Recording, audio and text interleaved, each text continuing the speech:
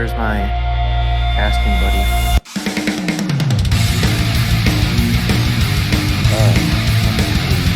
Oh wait, okay.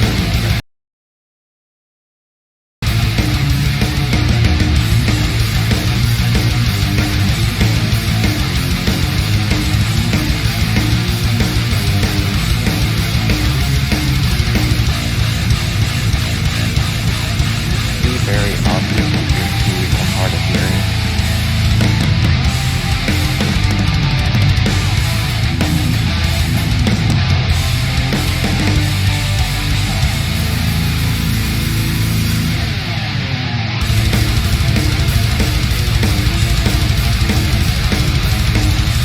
Oh, but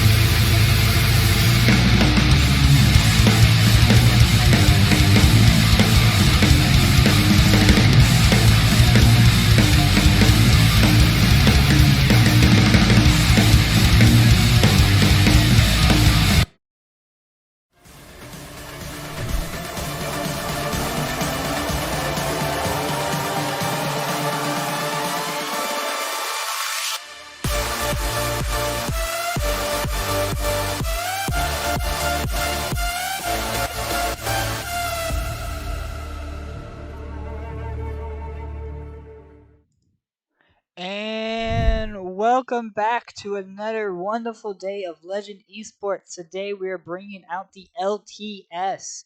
We have Glaive Esports Onyx taking on Glacial Esports. I'm here with my co-caster Banana Bread. Are you hype as I am? we're only into week. We're already halfway through LTS. Starting to get halfway through to most of the other leagues once we kind of break that little point in the weekend here.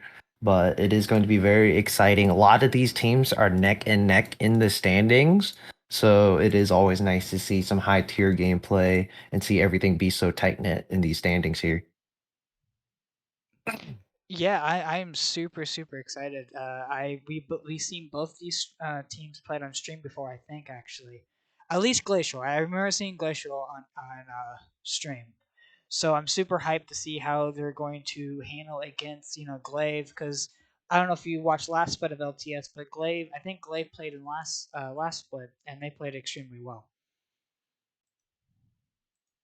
Yeah, both these teams look very, very solid here coming into this. Currently there's only one undefeated team. There's three other teams vying for those top four, one three of those top four spots, and then the rest are about 1 and 2, and then there's one team that's 0-3. So everything is still very, very close. If Glaive Onyx win today in this best of three, then it keeps them pretty high up there in contention for playoff positions and Hmm. kind of keeps their hopes up. But if Glacial win, then they definitely keep their spot near the top of the standings in this league. Yes, that's what I was looking into as well. So far, the standings are 2-1 Glacial and 1-2 Glaive. But if Glaive can win, that means they're 2-2, while Glacial Esports would be also 2-2.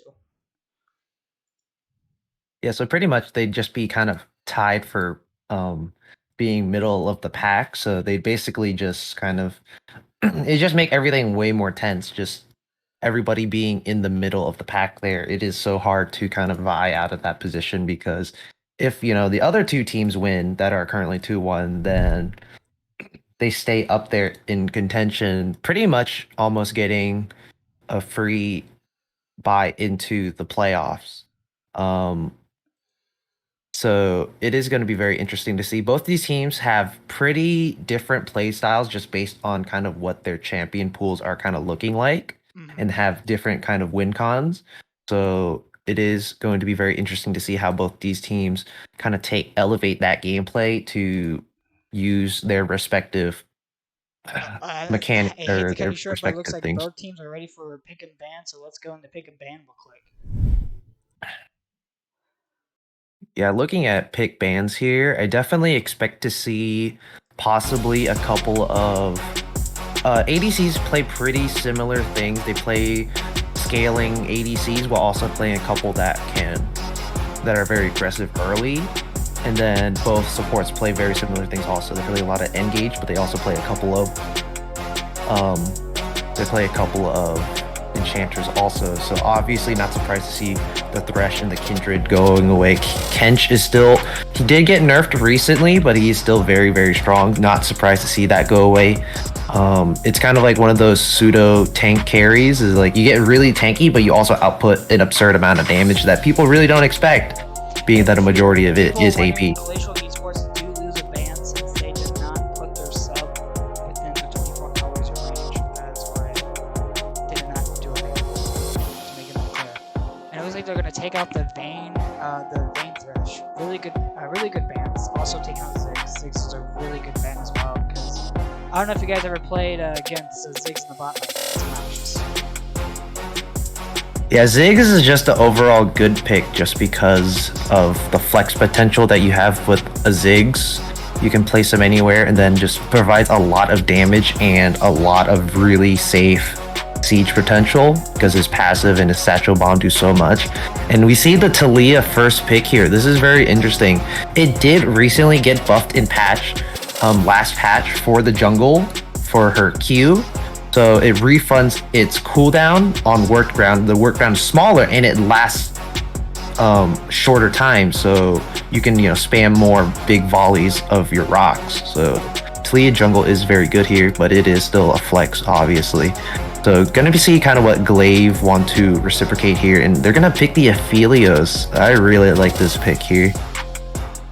Yeah, sorry about that. I really like the Aphelios pick too. I think it's a really, really good pick, especially into Talia, because Talia is one of the champions where she wants to stay far away, but also Aphelios is one of those champions like, okay, you can stay far away from me as much as possible. I'm still gonna take you with my weapons. Yeah, Aphelios, even though did get a little bit of an AD nerf, Aphelios does have just a lot of versatility overall in his kit, being that, if you do manage your guns very well, then you do pretty well in fights just because you have a lot of things for different situations. You got wave clear, you can shred somebody if they're close to you, you can shred somebody if they're far from you. So you have a lot of options in there for Aphelios. So, and then we're gonna see the Misfortune pick here. I do like this pick. It does pretty well into Aphelios just because of her E, and then you combine it with some kind of obscure CC support. It does really well that when you combine it with the bullet time, it's very good lockdown, and it does a lot of damage from range as long as you don't get caught out by that Trundle Pillar. Yeah, I do agree with that. I don't know how I feel about the Misfortune pick when they beat Trundle. Like, I understand, like, Misfortune is a strong champion at the moment, but I don't think she really meshes well with Talia. Ooh, the set pick is really good, especially if you can throw the team of Trundle into the team. Now the question is that Trundle going into support? We have seen Trundle support multiple times in the LTS, this split. What do you think is going to go? Yeah, Set, that's another flex. Set is just overall very good champion. It pretty much blinds into anything pretty well, and Fiora is pretty much one of them. It really depends, because if the Fiora is really good, then it's very hard to play into it. But that's pretty much anything if you're good at anything. So that's going to be very interesting to see. Trundle, so that eliminates the top lane. So Trundle either going jungle or support. Okay, so Trundle support did get nerfed. So it looks like it might be Trundle jungle or Trundle jungle. It looks like that's what Glacier's thinking, because they did take out the Braum, and then also Onyx decided to take out Aurel and Bard. Both really good champions line up with Misfortune, so it makes sense to take them both out. And it looks like they're gonna ban out the LeBlanc, which is a really good ban. You don't want LeBlanc going in and destroying your backline before your backline can do anything. Yeah, Warspite, that's definitely one of his most played, and it's one of the champions that is just so slippery. You can't really... It's very hard to kill LeBlanc if you lack this much CC in Glaive's composition right now.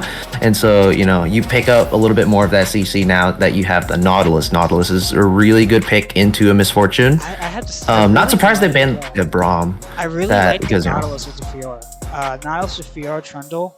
Because if you just press R with Nautilus, you can line up Trundle Pillar pretty nice and easy, and then you have Fiora just split pushing on top of that. Like, I don't know, I really like Nautilus with the Aphelios here. Oh, and they counter pick with the Leona. How do you feel about that? The Leo is a really good pick into Naut just because of Leo is significantly tankier than Nautilus, and because of her passive, she does a lot of extra damage that Nautilus can't really tank as long, unlike Leo because of her W. Again, Leo did get nerfed recently with her W getting lower resistances. So, and Vel'Koz, I really like that Vel'Koz pick in the mid lane. That is going to be so useful when you're shredding these big beefy bruiser tanks like the Fiora, the Naut, and the Trundle. And it's a good kind of like backline access into the Aphelios if you do know how to land your Qs. And Vex might be grabbed here. I don't know how I feel about that pick, Vex but cannot be I don't know. No, it cannot. Okay, then. So it's just going to be hovered. It's just going to be a bit of trolling around there. I like that pick. I like that Akali pick. I do like Akali into Vel'Koz. The only issue what I have with their team comp is that when it comes to late game, how can Akali get into the back lane if Talia is better enough? Because you have seen Talia, as you said before, Talia just did the skip buff in the jungle, and now she does, a pretty good wave clear now. I just don't see Akali really doing much. If Akali can kind of survive the early game and then get a couple good fights, because there isn't like a lot of like CC. When I say CC, I mean like something that's reasonably simple to land, like point click stuff. Like Set E is good, Leona ult, Leona E, possibly Leona Q if you can catch her out of her shroud. But everything else is, has to be landed. So Akali can have a time with it, because it's also going to be hard with the Nautilus, the depth charge going in, the Trundle Pillar, and such. So my only issue with Glaive is that they don't really have a team fight comp. While on this side, Yeah, you have Glacial, that Glacial has a really good team fight comp. Because you have Fiora, you don't want Fiora to be with team fights. You want Fiora to be split pushing all game. Akali wants to be on the back line and look for the assassinates. The only front lines you really have is Nautilus Trundle, which is not bad, but the issue is there's a set. Yeah, Glaive kind of drafted this kind of smorgasbord of a composition. They have Engage, they have Tank Shred, they have beefy tanks in the front line, they have some backline access, but it's kind of weird because not all of it meshes together very well. If HTK can play into into Devil Unicorn well enough, because Fiora is one of his most played. If Fiora can get somewhat of a lead, she becomes an absolute menace. You cannot stop Fiora no matter what, because then you have to worry about the rest of her team. But again, this Glaive has a very snowbally composition. If they can snowball, they can absolutely take it all. But if they fall behind early to the MF Leo set, then it becomes all that much harder to team fight, and then that forces you to split the map. So I definitely expect to see Glaive play very, very early around that top mid side, being that it is an immobile set and an immobile Vel'Koz. So I definitely expect to see that a lot in this game. Now, do you think the Taliyah is going to be as good and with their team comp, like better than like a Zen'Zhou or something that usually you would see into Trundle? Do you think Taliyah is going to hold up, hit her own against Trundle? So Taliyah now should clear faster and move around the jungle faster because of her passive change. So you want, preferably, if Peng wants to kind of get agency in this game, he wants to kind of play more around, play the opposite side of Trundle, try to avoid being near Trundle, because if you do, then, because you probably want to path from bot to top, since they have blue side, so, or actually no, top to bottom, and then try to snowball your bot lane, because against a Trundle, if he gets on top of you as a Taliyah early game, then you're kind of in a pickle. You can't really do too much. So kind of play around the opposite side, or try to kind of stagger your ganks a little more, and then try to play towards your win cons, being the Leona Misfortune. And then, because mid lane, Akali is very hard to gank, same thing for Fiora. So bot side is the easiest way to go. But Glaive definitely got themselves a very comfortable composition. Fiora, Akali are two high tier comforts for Puffles and HTK. So I expect to see a lot of things out of this. Yeah, it was just like you said before. If Fiora or Akali can pop off, if one of them pops off, it's going to be hard, because like I said before as well, Fiora wants to split push. And if you're worrying about Fiora split pushing, you got to worry about Akali split pushing on the other side, because that means Akali can 1v1 anyone on your entire team. You don't want to deal with that. So the issue with Glacial is that, do they try to put the VR down behind, try to get their bot lane ahead, or try to put Akali behind? But like you said before, it's kind of hard to gank Akali.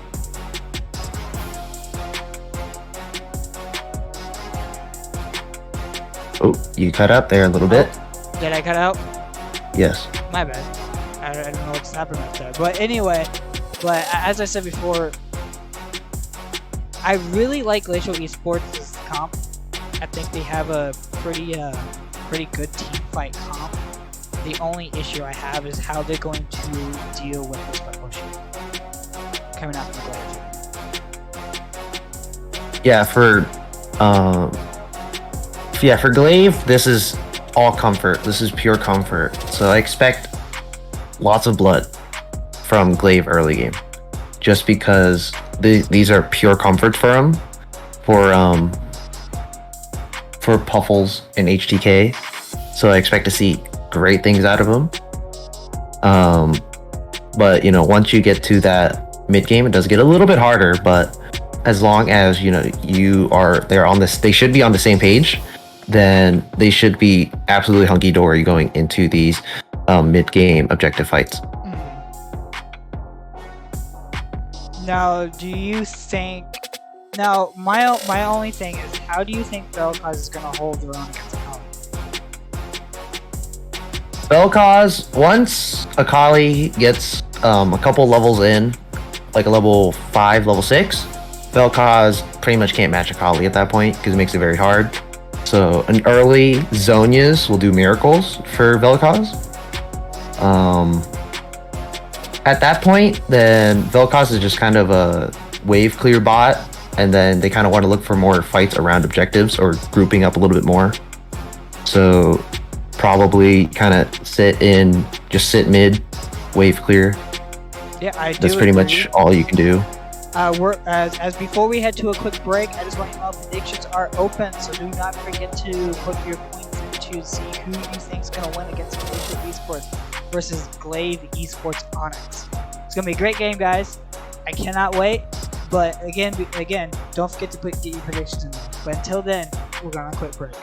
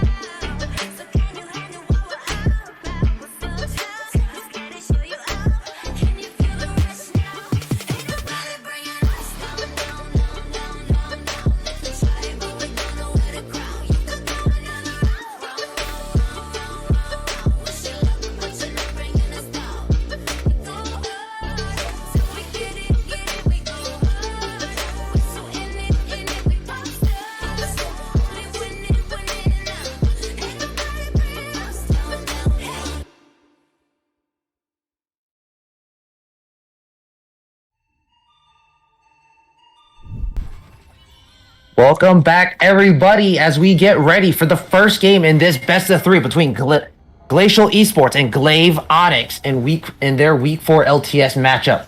As we look in this early game here, nothing too crazy in the Runes, Summoners, or any hijinks in this early game here, but definitely interesting to see that the barrier being optimized for Kite Azure. You don't want to kind of get popped too much by that Kali there late game.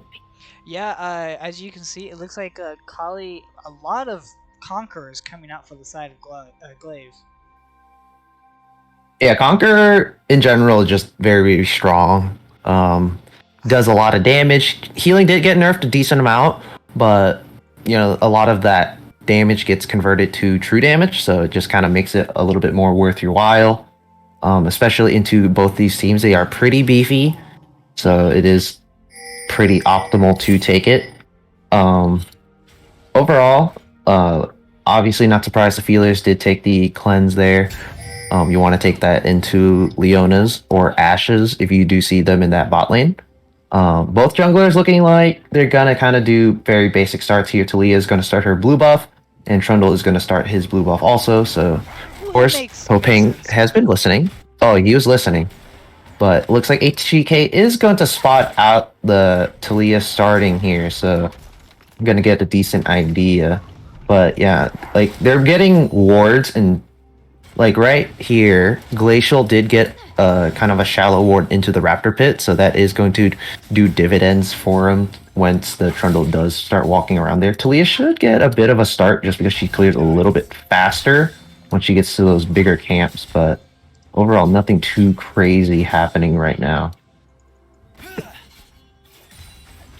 Yeah, it looks like both sides are just getting some poke. Ooh, Vel'Koz is getting out poked by the Akali. Ooh, top side here. Devil Unknown gonna get the level 2 first. You're gonna flash on forward with the Q and get the punch uppercut right there. Gonna get the first blood solo bolo in the top lane against HTK. And and that's exactly what you want to see on the side of Glacial. You want to see you want to see your set do as much damage as possible, trying to get ahead as possible. Because like you said before, you don't want a Fiora getting ahead. You don't want Fiora getting any kills, any solo kills, and if your set can't keep on doing that, then it's going to be hard for her to do anything more. Yep, of course, Devil Unknown did get the level 2 first there, pushing the wave using the E there. So Devil Unknown can keep going in. Does not have to flash. Gonna get pillared off here. He is in a bit of a pickle. HTK gonna put a lot of damage down, but gonna post the W there, and Jofu gonna pick up that kill. Mid lane, Puffle's also gonna go down. Vel'Koz gonna put down the damage.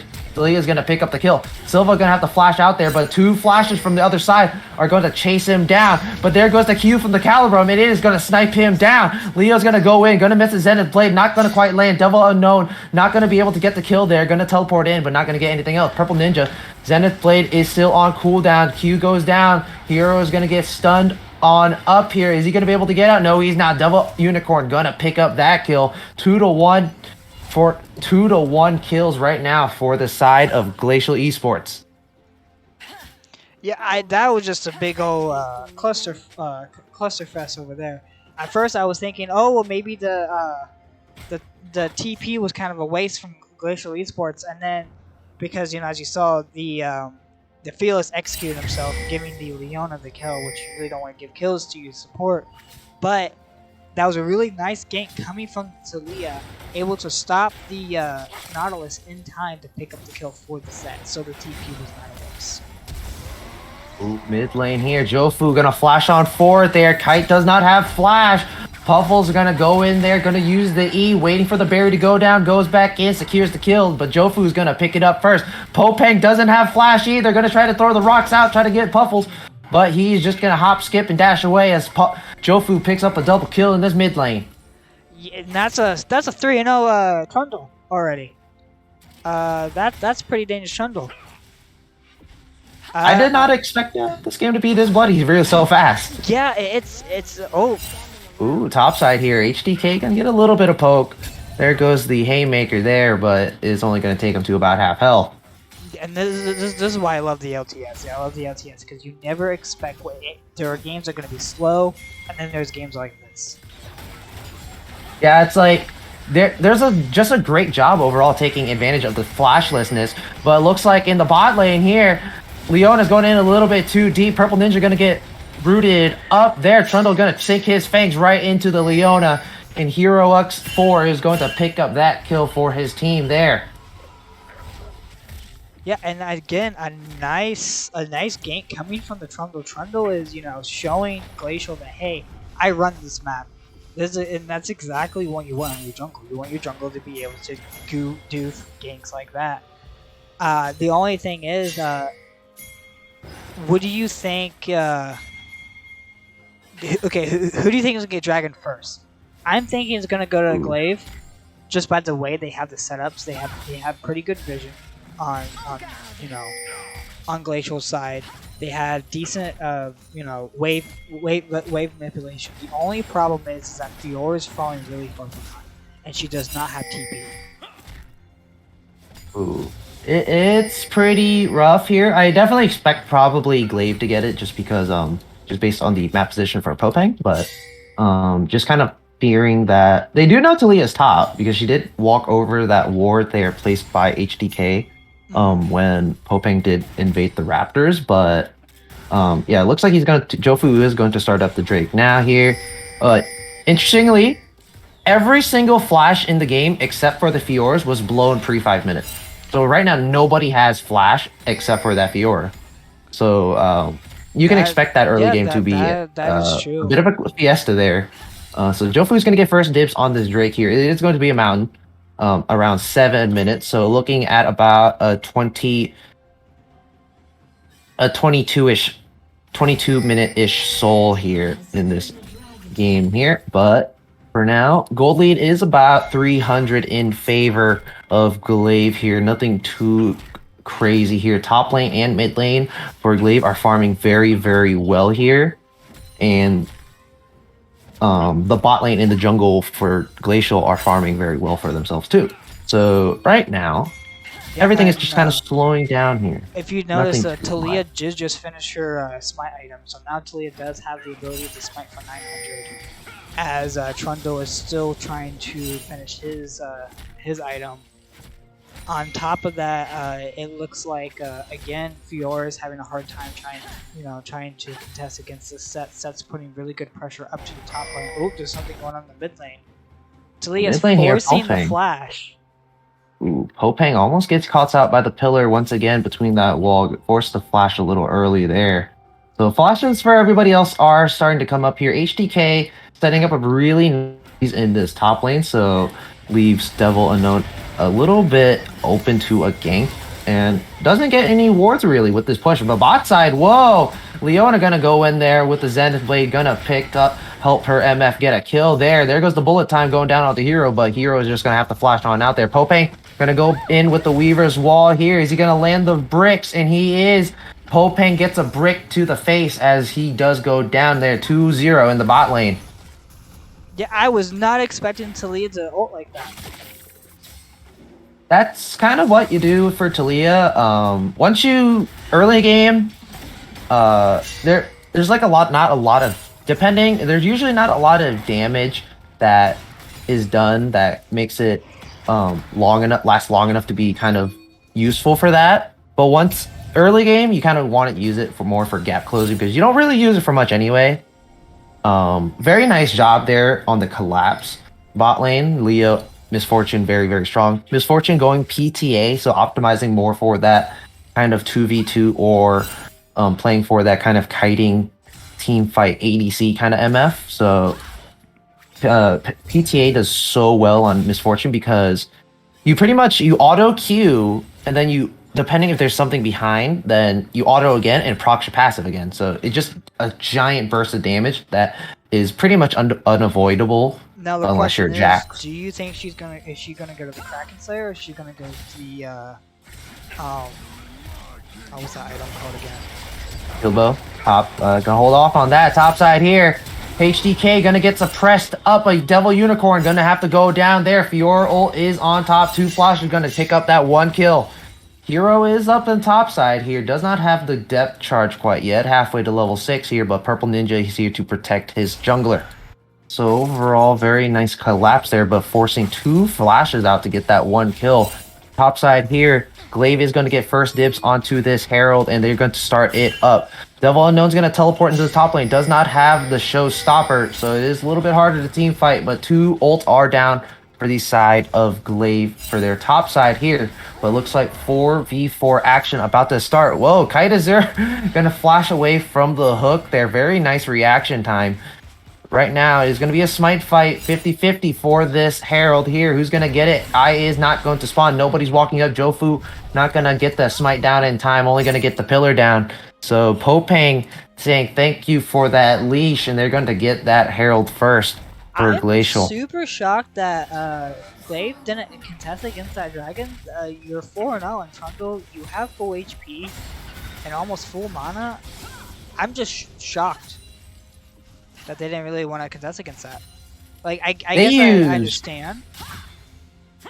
Yeah, they used 2 full ults for that in the top side to commit against the set. So, you know, with set having an item advantage and having, being a little bit better just because he's so tanky and can put out a lot of damage with the Haymaker, it's just so hard to fight against that. Trundle and Fiora, if they don't have ults, it's very hard for them to team fight in general. And the Vel'Koz coming through. Yeah, so it's very hard for them to pick fights if they don't have their crucial ults. So HDK gonna get his ult now. Jofu looking to come back again. Unfortunately, Devil Unknown gonna spot him a little bit too late there. He does have the ultimate, gonna suplex him back. HDK not gonna get hit by that. Haymaker gonna go down, but is gonna get parried. Devil Unicorn gonna flash over the wall there. Jofu does not have to flash to follow. And Devil Unicorn makes it out alive there. Drake in the bot side is going to spawn here. It's gonna be an Ocean Drake. So it looks like Harold also going to be summoned into this mid lane, going to get a couple free plates, but it ain't going to get too much else. But for now, Drake is on the table for lunch right now. So right now we're still on track to get that 22-minute soul here. After this Drake goes down, we're going to see what kind of spikes we're going to get for this soul rift. And it is going to be the Cloud. Trundle, so it looks like Glaive knew they were gonna use the dragon. So Trundle decided, hey, since you know you're taking dragon, I'm gonna take your entire blue side. And I really like that call because normally what you see junglers do, they try to go straight to their blue side. If you know trying to contest against the other team taking the blue side, but there's no point because you might potentially die. As you saw, Talia had not just herself, but Vel'Koz and Leona in the jungle with her. So it was smart for Trundle to go and take Talia's blue side instead of contesting to get his blue side. Yeah, that's just a good read for both junglers, you know. You know they're on the opposite ends, so you basically just kind of settle for what you can get on that side. HDK is farming very well here.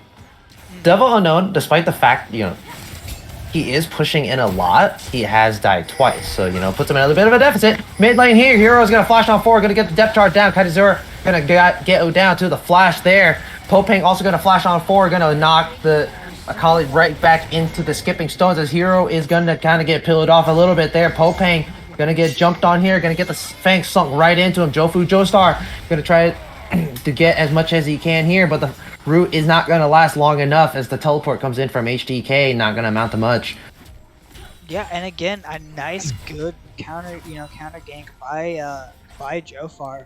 You know, he's always there at the right time. Yes, he couldn't make it in time for Akali, you know, to save the Akali, but he still was able to pick up the kill onto Zeslia, making a score now 5-0 with a completed Divine Center. Yeah, like, as I said, Trundle doesn't farm insanely fast, but his gank potential is so simple. It's pretty much put the pillar down, then, you know, they die, because Trundle is pretty much just a slow machine. Once he pops the W, then gets close enough with the pillar and the Q. Ooh. Yeah, Fiora pretty much shreds towers. Like, let's see. I don't know. I think she went for Demolish. Yeah, she did. So Fiora with Demolish, and then, you know, her Q procs on towers, her E procs on towers. You're pretty much just a tower monster. Like, you cannot leave a Fiora alone. Fiora and Set are two very good. They're both very good at taking towers just because of they have auto resets and such that they can just hit the tower with. Topside here, Jofu looking to gank once again here, but Popeng does have the ultimate, can look for a counter gank overall. But for now, like, the gold lane's pretty much dead even. It's dead even. It's about 1k, but it looks like topside here, Devil Unknown gonna get the face breaker onto HDK. Not quite gonna get the stun, but there goes the Trundle ult. There goes the Fiora ult. It's gonna get put down onto Devil Unknown, and he's gonna get shredded all the way down, and he's gonna get taken out. As Popeng can't only do as can only watch as his top laner goes down once again here. So yeah, HDK gonna get a bit of a push. Again, I feel like Devils needs to be careful. He starts pushing up so far. Like, Trundle has been in your lane multiple times. You know he's going to be there to help the Fiora because there's no point. Oh, Nautilus. Ooh, mid lane here. Puffle's gonna get the ult back. Perfect execution. There goes the R2. Gonna pick up the kill on Kaizura. Hero once again coming to the save the day in the mid lane as Popeng does not have enough mana to continue with that fight here. Purple Ninja's mid, but he's going to get spotted on a ward. So bot tier 1 is finally going to fall. Solo money gold going to Silva here. So it's going to be a nice chunk of change in your pocket. Looking at itemizations overall, nothing too crazy here. Set does not have the Gore Drinker yet, just because of optimizing for the Bramble Vest early. Does kind of put you at a bit of a deficit. Gale Force is a bit of an interesting buy there from the Aphelios. Kraken Slayer, obviously, from the Misfortune. You just want to get tons of damage. Overall, it's only about a 1.3k gold lead for Glaive Onyx right now. Next Drake's going to spawn in about 45 seconds, so expect to see nice big team fights as a lot of cooldowns cooldowns start coming up. To be honest, I am surprised that Misfortune opted into the Kraken Slayer. I thought she would opt into the Gale Force, more mobility. But it makes sense, you know, there is a Trundle, there is a Nautilus, and there is a Fiora. Their 3 champions are hard to kill, so it makes sense to use the extra damage. Yeah, Misfortune already gets a pretty decent amount of mobility with the W. Oh, mid lane there. Puffles unsurprisingly does get the solo kill in the mid lane. Did have to use the flash, and Kaiser did use the berry. Bot side here. That's going to be a really big stun into the bullet time. Going to pick up the Aphelios right off the bat. Jofu is going to be left by himself. Talia is going to pick up that kill. And it's going to be a 2-for-1 there in that bot side. And it is not going to be good news for GLV. For GLV here, as they are forced to concede this Drake as the teleport from Devil Unicorn comes in. Pings are coming out onto the Rift Herald here, so GLV are just going to have to take their losses and try to take this Rift Herald first. Yeah, I don't think they can take the Rift Herald. Because if you see Glacial Esports is heading straight towards that Rift Herald, so there's going to be a battle on the, if GLV tries to take it, but it looks like they're just going to give it.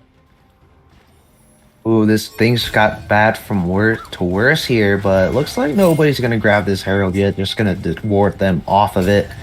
But overall, right now, Goldly swaying a little bit more in favor of Glacial. It's only about 200 gold, so once again, it's still insanely close. Both these teams had pretty much team fighting really well. They're going 1-for-1 constantly in these team fights here. And the leads are pretty marginal, just spread out across the entire team. It's not really on one person. But it looks like GLV, Onyx are just going to start up this Herald here, clearing out all the vision. Nobody's around, so using those back times to your advantage.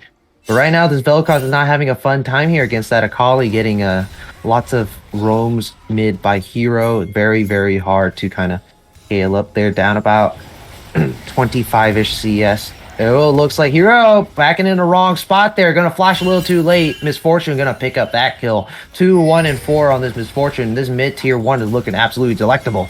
Yeah, I don't think Vel'Koz needs to ult there. I don't know if you noticed, but Vel'Koz kind of ulted right there at the end. I think he was already gonna die. Yeah, a little bit of a slow reaction there, but all's well that ends well.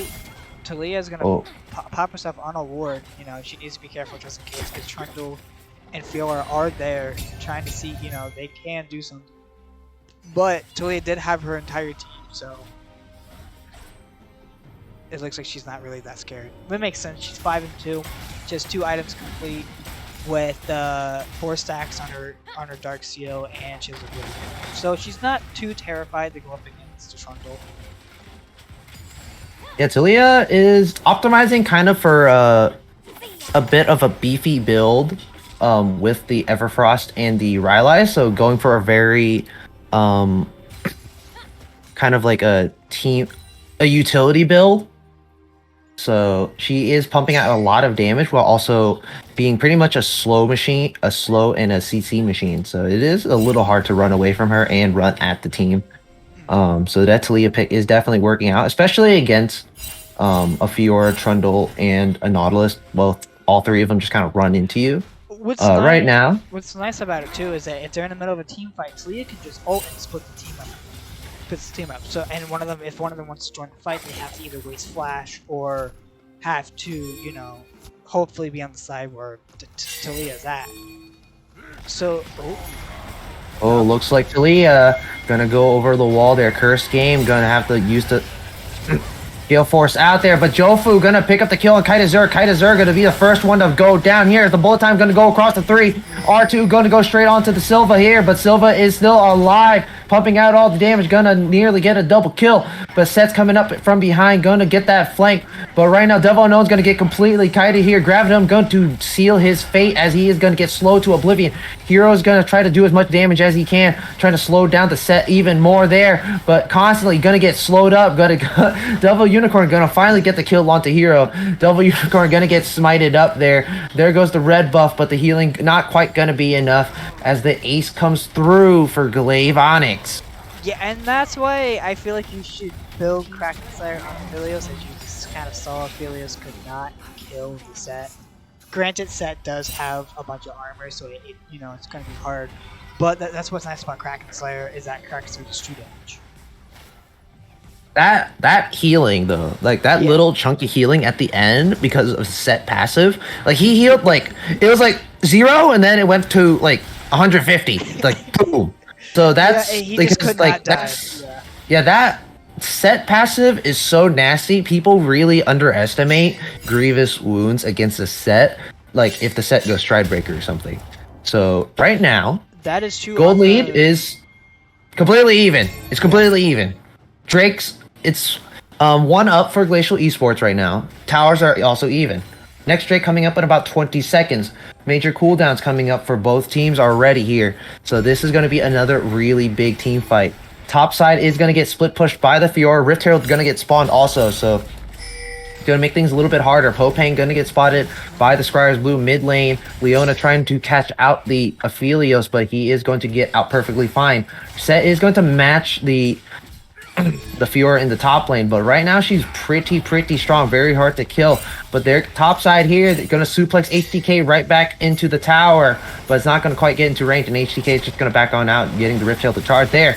But right now, Kaita Zero gonna get jumped on by the Nautilus. Popang getting really low. Puffles does have the R2. Popang gonna get one more kill before he goes down. Curse Game Freak gonna have to try to walk on out there. Leandre's not gonna get the burn there. Set's gonna teleport in, gonna get a team fight kill, and that's gonna be sole point for the side of Glacial Esports, as Puffles is just gonna have to back on out, can't get over the wall. Purple Ninja does spot him out a little bit here, gonna try to chase him down. HDK topside just gonna be left to split for free, gonna get a free inhibitor already, busting down the base at 23 mid. Is HDK gonna get flanked here by Purple Ninja? Zenith Blade, is it gonna land? Yes, it is.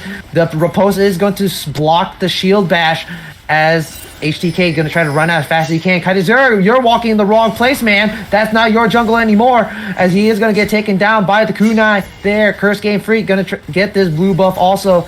Does have the does have the white gun, does have the green gun.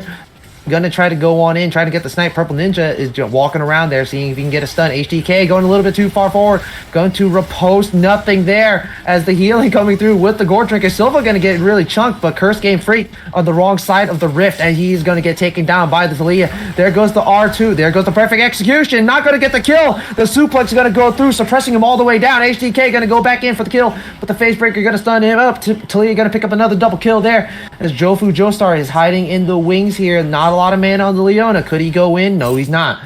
So it looks like he's just going to stay there. It is going to be a bloody team fight once again. A little extended. 2 towers going down in an inhibitor for Glaive Onyx. Almost still completely even in gold once again. Yeah, even with all those kills going out. Now, granted, Akali is about 2k ahead of the Vel'Koz, like almost 2k. So there is that. But what was that fight? That was really extended. It was. That went on for almost 2 minutes, or 2 or 3 minutes since the Drake died. 2 minutes since the Drake died. I think that benefits Glacial than more than it does Glaive. I feel like, yeah, you guys did take out like maybe 1 or 2 members. Maybe I think they took out maybe the Leona and the Vel'Koz, but like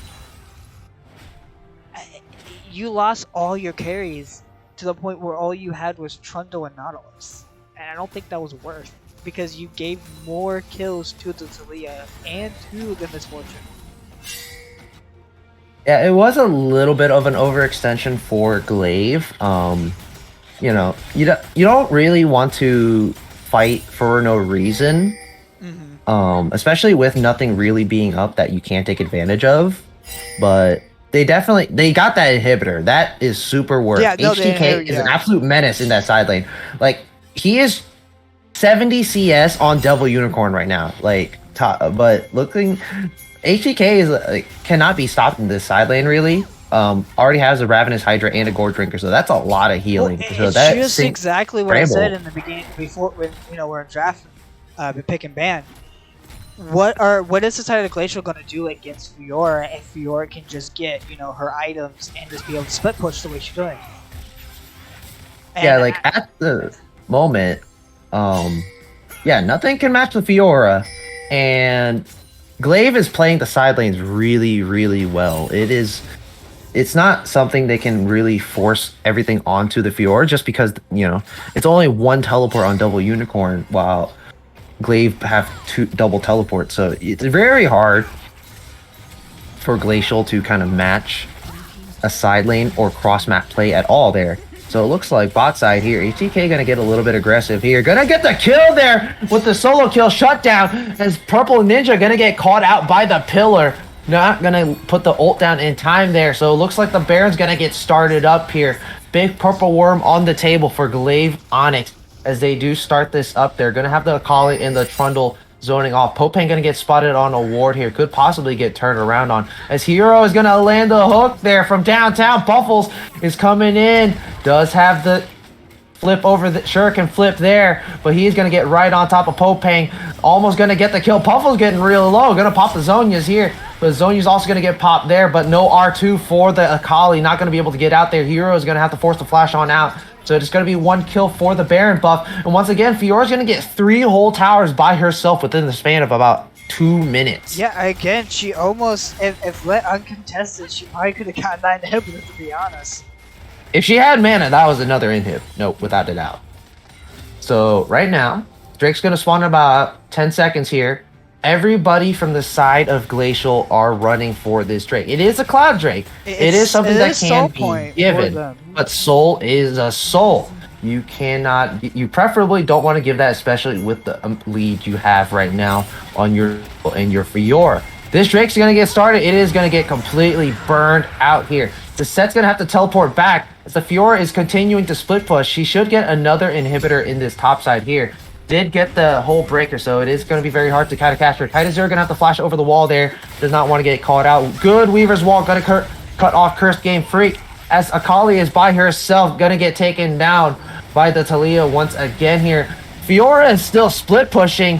The Vel'Koz going to ult there and nearly going to kill HDK. HDK going to pop the stopwatch, but unfortunately, it's going to be a little bit late. But or is it? Double Unicorn getting a little bit too close for comfort there. Going to get healing up there, but it looks like Vel'Koz's gonna pick up that shutdown. Talia gonna go down in this bot side here. Aphelios is running rampant as he does finally get the chakrams down onto him, and that could be the end of the game as the Baron buff is running rampant through everybody on Glacial Onyx, but it looks like they can't really end too much. Vel'Koz poke too much to handle, and it looks like that's going to be an absolute win there with the Baron buff getting 2 inhibitors. And they're going to be getting a mid-tier 2 as well. So every single outer tower for Glacial is down right now. And only 2 outers for GLV are gone. So right now the lead is firmly in GLV's hands at about a 5k gold lead. Yeah, and that's exactly what you want to see from GLV. At the beginning of the game, you thought, okay, well, it looks like Glacial, you know. Because if you saw Glacial was getting far ahead and they have, you know, they now have Soul Point on they have Soul on Dragon and stuff like that, but it's just like GLV's like, oh, it doesn't matter. We have Fiora, and all we need to do is just keep on stalling you guys because we know the Fiora can 1v1 anyone on your team, and you have to send more than 2 people just to deal with her. Yeah, I expect to see more Grievous Wounds when there's a Trundle and a Fiora on the map. Only the Talia has the primary Grievous Wounds item right now. She has the only one with empowered Grievous Wounds. So right now, I expect to see a little bit more being built. Set is looking to optimize for that full Thornmail now. So we're going to get really, really beefy there. Lots of people getting pushed into this top side here. Jufu going to walk backwards here, going to get cut off by the Weaver's Wall. No knockups landing quite yet. Jofu should be able to get on out there. Does put the ult onto Leah, not that tanky, so he's going to get out there. HTK, again, continually splitting into this bot side here. Double Unknown, gonna nearly get shredded out, but a good parry, gonna block the suplex there as Hero is gonna get the depth charge down onto not many people. As the Ophelia is walking a little too far forward, is gonna get shut down by the Vel'Koz. That's gonna be 2 free kills for the side of Glacial Esports, and this game is still in their hands also as they lower the gold lead now to only about a 3k deficit. Yeah, and that's really good for Glacial at the moment. You know, if you saw, like, yes, you lost 2 inhibitors. Yes, you do have to deal with super minions. But as you saw that, if they can keep on defending their base like that and keep on getting items, they can win this game. Ooh, Purple Ninja looking to hunt as he does not land the Zenith Blade. Puffle's gonna have to Shuriken flip on out there, but Purple Ninja about to get the Zenith Blade up again, gonna land it here, but the Shroud's gonna block him up, gonna see him there with the scanner, gonna use the Shuriken flip, gonna use the perfect execution to perfectly execute himself all the way out of that situation. As Jofu Joestar is in the backline here, could look to go onto Kaitazur, but Kaitazur is a bit strong right now. Jofu, don't think of anything too rascal here, as he is not going to get spotted on a ward. Doesn't know that Silva is in that bush, but it looks like Jofu is just going to back on out there. Right now, lots of back and forth for both these teams. Going to lower the gold lead to about 2.5k now. Vel'Koz is starting to come online there now, having the Void Staff and the Zonias. So going to pump out a lot of damage and be very, very safe. Fiora's going to get caught out on a bunch of wards in the jungle. I don't think she realized that Glacial has warded their bot side jungle, knowing that she is going to try to split push. The Elder coming up in about 1 minute and 30 seconds right now. HDK is being an absolute menace right now. Split pushing this entire map, taking pretty much like 7 or 8 towers by himself, or 8-9 towers by himself, and then taking 3 inhibitors solo. So right now, HTK is pretty much the king of this map. Nobody can match him cross map right now. HTK is gonna get spotted out by Kaitazur. Kaitazur gonna walk out a little bit too early. They're not quite gonna land anything. But right now, the pink coming out, they do know Kite is down there. So this Baron's gonna spawn right up here. But everybody is here. So Double Unicorn in this bot side trying to hold off HTK. But he's gonna hold off the base long enough. The tower's only about 1/3 HP. All Hero has to do is stall out the enemy. Gonna get knocked back here. Gonna put the depth charge onto the Taliyah. Taliyah's gonna get ulted up. Nearly gonna get killed there. But the Fiora is trying to get the inhibitor. Trying to end the game as fast as he can. But the bullet time gonna go out there. Vel'Koz also gonna put the Life Form Disintegration Ray across the enemy team there. But it is not going to be enough. Purple Ninja gonna get taken down. Trundle gonna finally get a kill onto MF. Misfortune gonna get shut down as the Fiora is still killing this Set. Set's gonna finally die as HDK is gonna split push his team to victory and bring his team to a win in this best of 3 series. Yeah, and that's exactly what I said. What are you gonna do if Fiora can get her items and just split push the entire game? And sadly, Glacial could not do anything about it, and Glaive took the win.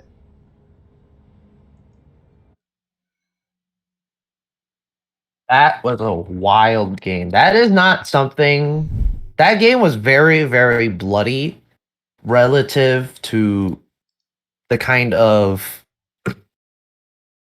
players that you would expect them to be. Most of them being about high diamond, masters, high plat. So this was very, very interesting to see here. Jofu and Cursed Game Freak in those mid-game fights did so well.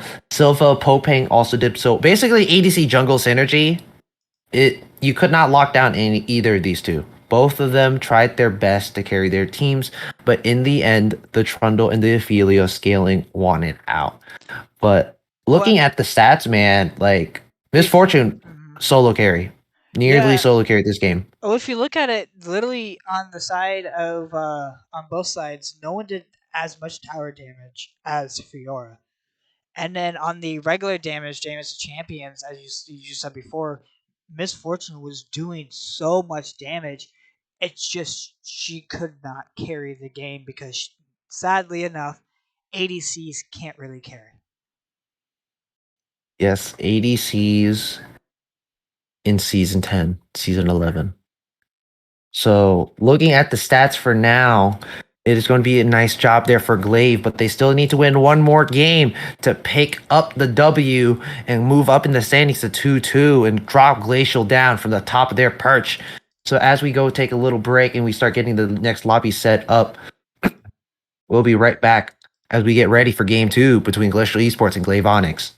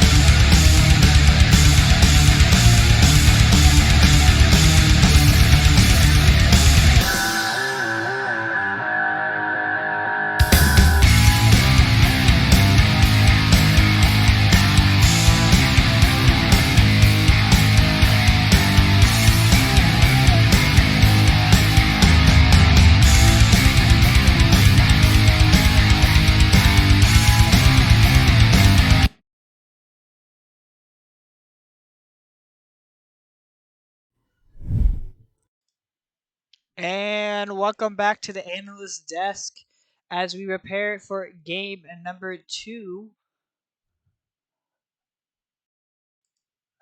We can get started soon. Let me see if everyone is ready to go.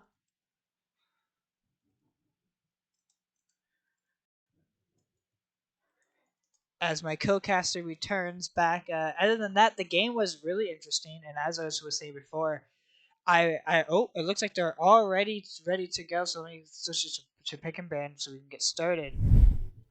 But as I was saying before, sadly, I love playing ADC myself. I used to be an ADC main myself, but I do know how it feels when you do a bunch of damage on ADC, but you cannot carry the game because ADC is not made for that. Looking overall here, Flip is just a hater. But looking at the bans here, I kind of expect things to be a little bit the same here. Ban. Yeah, Fiora, I'm not surprised. Like, that's not something you can match Fiora. If the person's experienced Fiora, you're not really going to be able to do anything against it. Camille, 2 top lane bans in the first phase here, so that's very interesting. So they're going to first pick the Thresh right off the bat here. So obviously, if you don't ban something, you plan on taking something. So Now, do you think same they're 3 gonna bans pick here coming out for Glacial. Do you think here. GLV is going to pick the Aphelios again? It worked out for them in the first game, so I wouldn't be surprised. Maybe. It depends here. They can absolutely pick their bot lane duo. Aphelios did do very well, so did the Trundle. So Trundle's pick here is I'm also not surprised at. You have a Thresh that gets a lot of resistances with the passive and such. And again, you see the Aphelios. If it ain't broke, don't fix it. And like I said before, it makes sense why they picked the Aphelios. Aphelios has been, as you said before, if it's not fit, if it's not broken, don't try to fix it. Don't try to change it. It worked out really well. You know, he wasn't the one that carried the game, of course. It was Fiora, but he still did a lot of damage.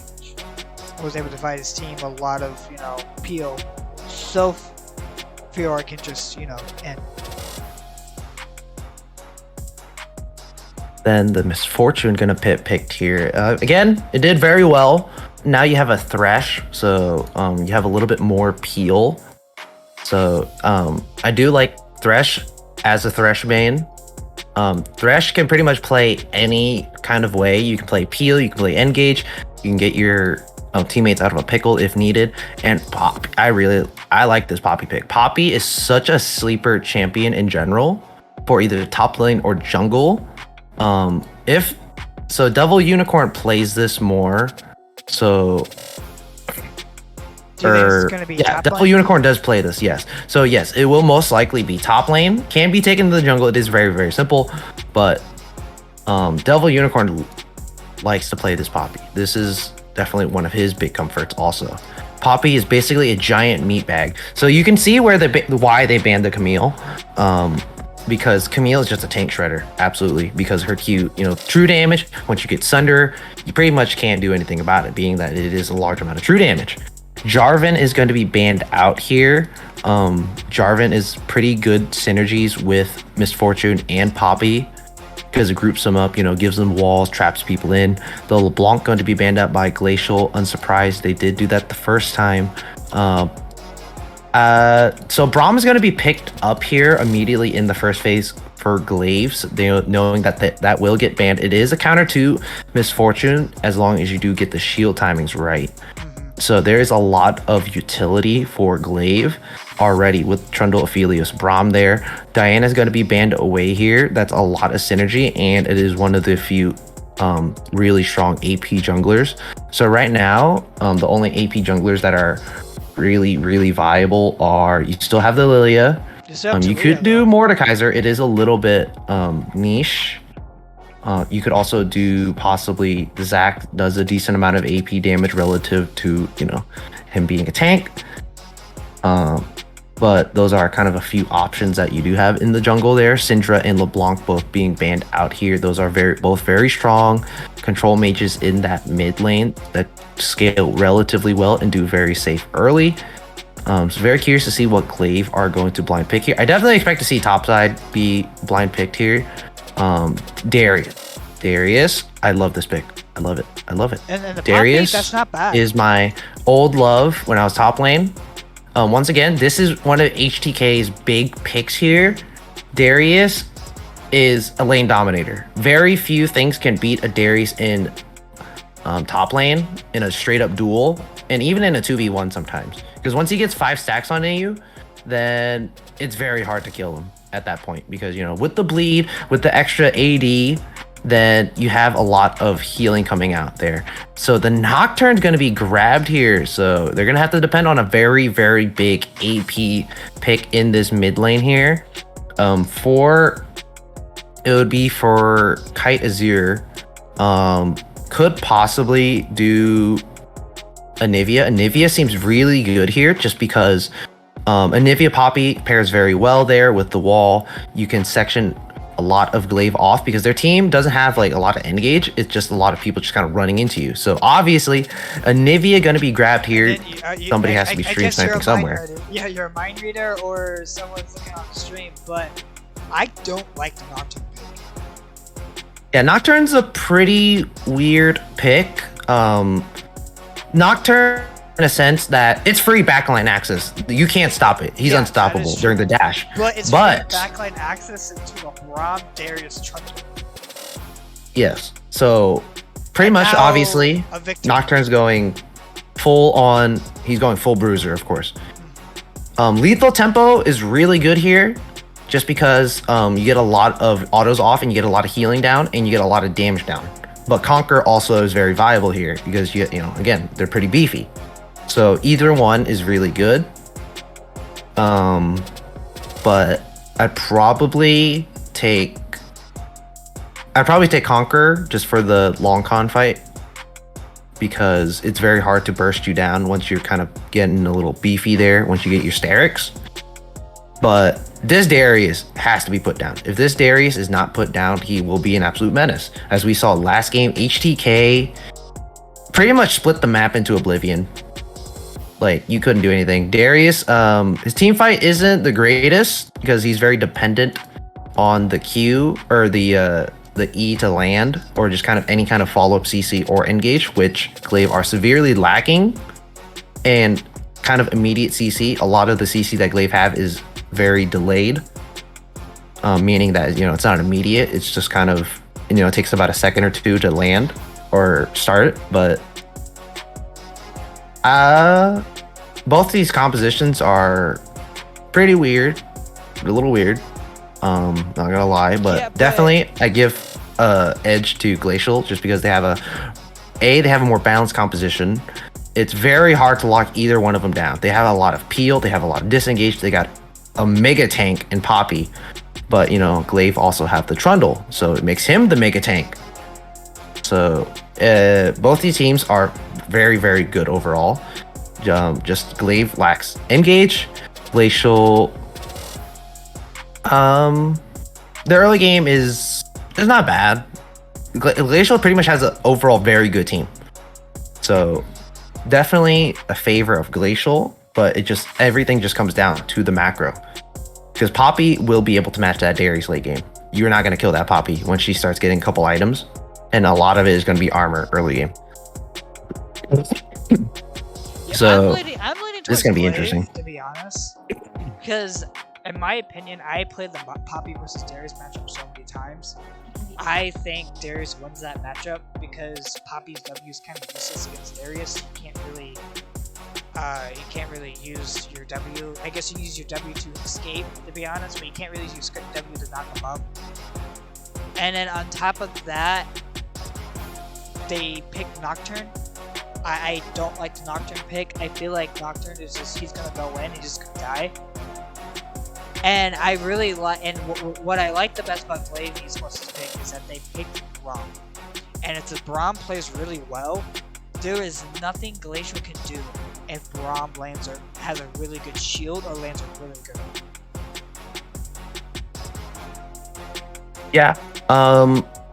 You underestimate Poppy damage. Poppy is in my opinion, is a top tier, an S tier sleeper pick. That is true. I play a bunch of Poppy. I'm matching some Poppy, so I understand Poppy can do damage. Poppy parry. Yeah, her Q damage is absurd. It's 2 instances of percent max health damage. Her W's utility is absolutely insane. It may not be useful. It's just, you get the speed up, you get the extra resistances when you get low.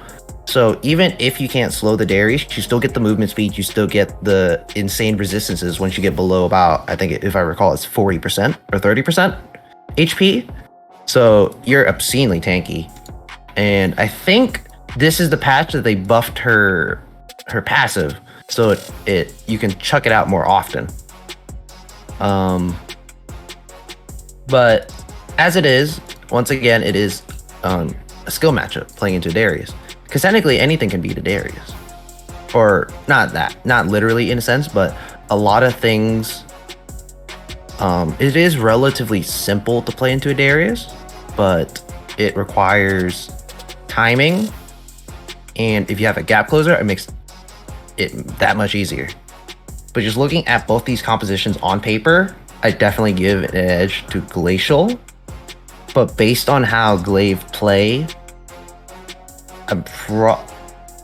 it's really hard because both these teams are both very, very well versed. They're both very even skill wise, comp wise. They picked Trundle, and Trundle takes away takes a percentage of your max resistance in your armor with his R, with his subrogation. So all Trundle needs to do is just press subrogation on Poppy, and then he's tankier than their entire team combined. That's why it's very, very hard, because you can't get on a Nivea, so Nivea is going to shred your front line, but your front line is going to be beefier than anything on their front line because of Trundle.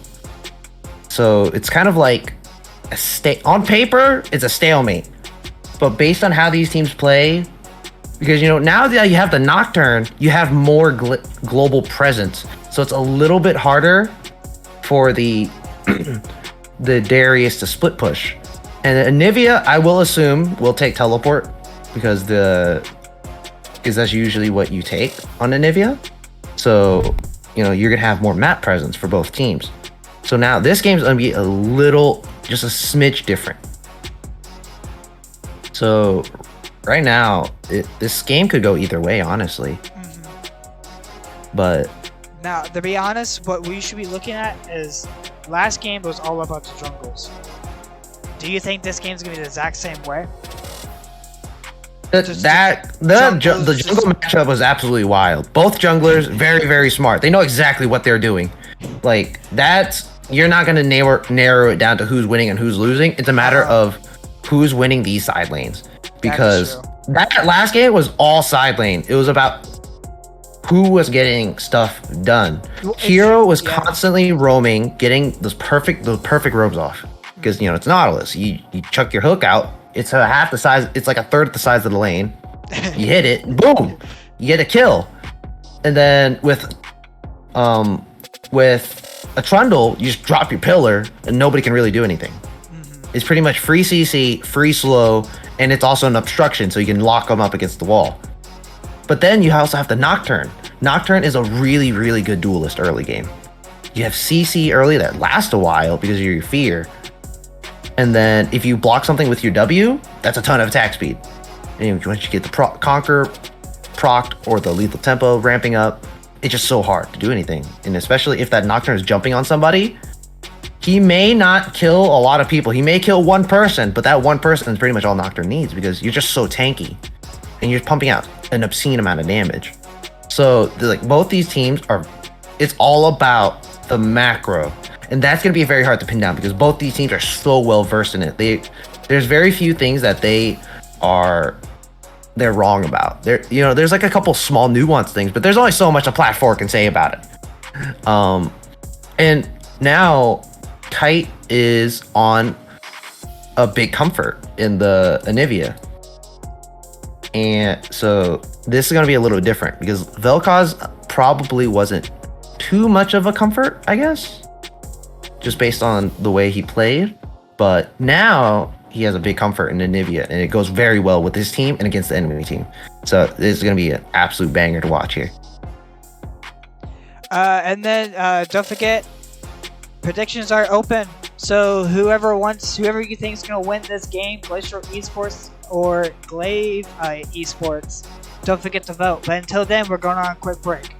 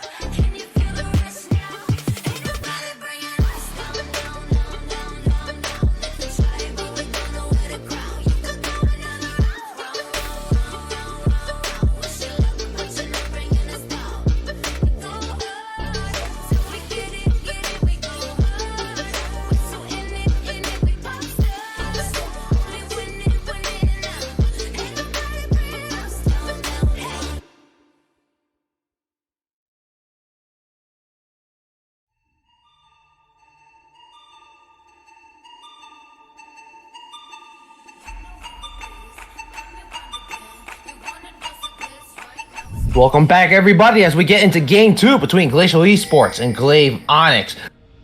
As looking at everything across the board here, we got pretty much new everything except for the two ADCs and the jungler for Jofu Joestar. But right now, we don't see any weird shenanigans. Right now, we do see an interesting summer spell and the Ghost in the top lane for that Darius. So that HTK is going full on solo bolo, solo Q mode with that Ghost. He just said, I am the team and is going to take this Darius, and we're going to see what he does with it. Yeah. Looks like 3 players didn't grab items here, so that's going to be interesting to see when the pings come out there and they kind of get their late resets. I think that's a glitch for you because all the players have items. Okay, then yeah, probably a glitch on my client. I know Spectate has been glitching out recently for a bunch of people, but they do have all items.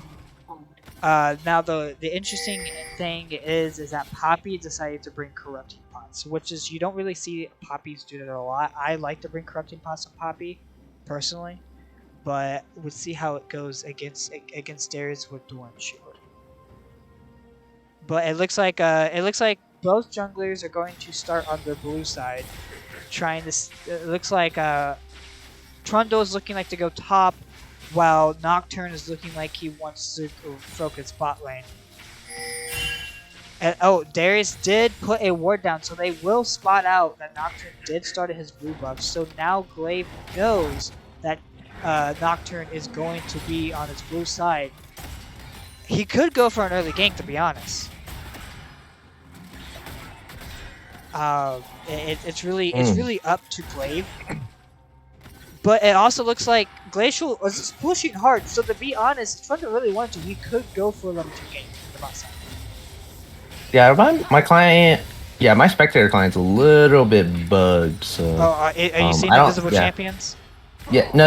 I just don't see items or what abilities they leveled, so... Here, let me, I can stream it on Discord. But, yeah, overall, nothing too crazy here. Right now, it's only... Oh, actually, I can just reconnect here. I just have to resync up. But, overall, nothing too crazy. Obviously, top side is going to get a little bit of priority gonna kind of push in there. Nocturne is circling back, so could look for that Gankaroni top there.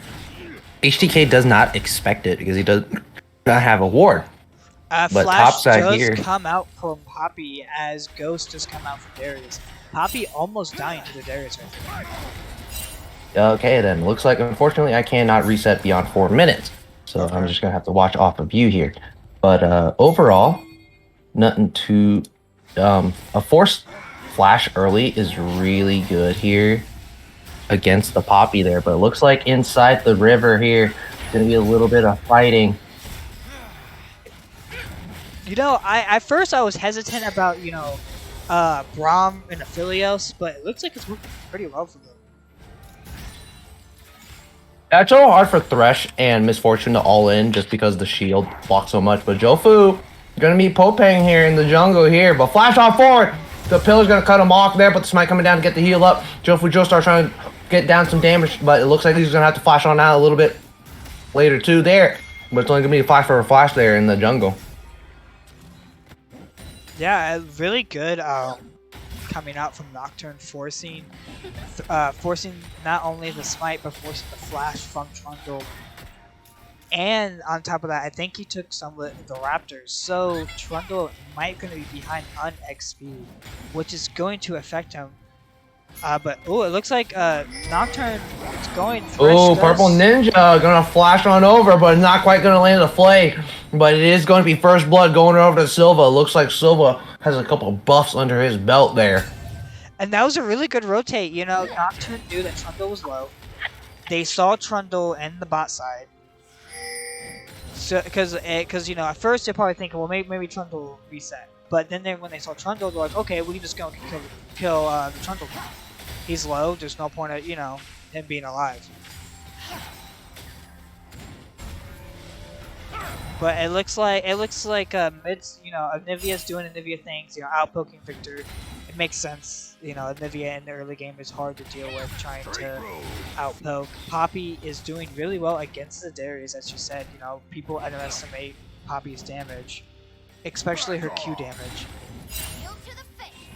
Yeah, right now, HTK gonna go in a little aggressive here. Devil Unicorn is just gonna have to Eon out there, but HTK getting a little bit low. But yeah, man, like if HTK honestly, if he froze the wave, and you pretty much if he denied this like all this wave, that instead of just pushing it in and just letting the Poppy soak XP, then it would just put the Poppy at such a bigger deficit. But just kind of like blindly pushing in the wave constantly there. But the Poppy is gonna teleport on back here topside. That was HTK really risky from the reset Poppy. here. Darius did hit level 6. If Darius was, you know, like, it had more HP or even more mana, Darius could have all in right there and killed Poppy. Yeah, if he landed that Q, that probably was a kill because you know, flashless. HTK did have to flash, but it looks like gonna bring him in here, but not gonna get enough damage down. HTK, we're gonna have to reset a little soon here. Devil Unicorn about to hit level 6 here, but Devil Unicorn gonna E in there, gonna get the solo kill in the top side there. HTK biting off a little bit more than he can chew. And that's why you never underestimate a Poppy. Yeah, the Poppy had item advantage with the Sheen, so yeah, like pretty much very nice job there for Devil Unicorn Eing in to dodge the Q.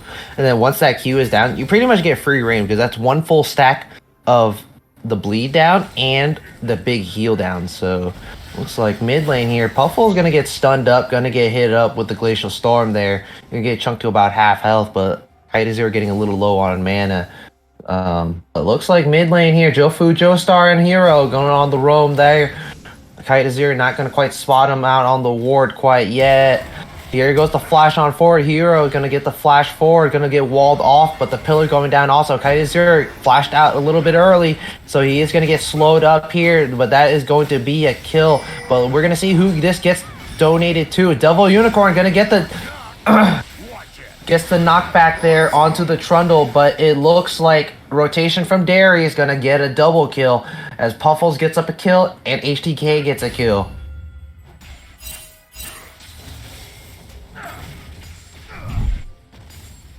Very nice rotation there for the Darius. Unfortunately, Poppy was on the wrong side of the wall, so pretty much you knock him away, can't do much else. So it just kind of puts the Poppy in a very unfavorable position to really help. So it still ends up being pretty much a 3v2.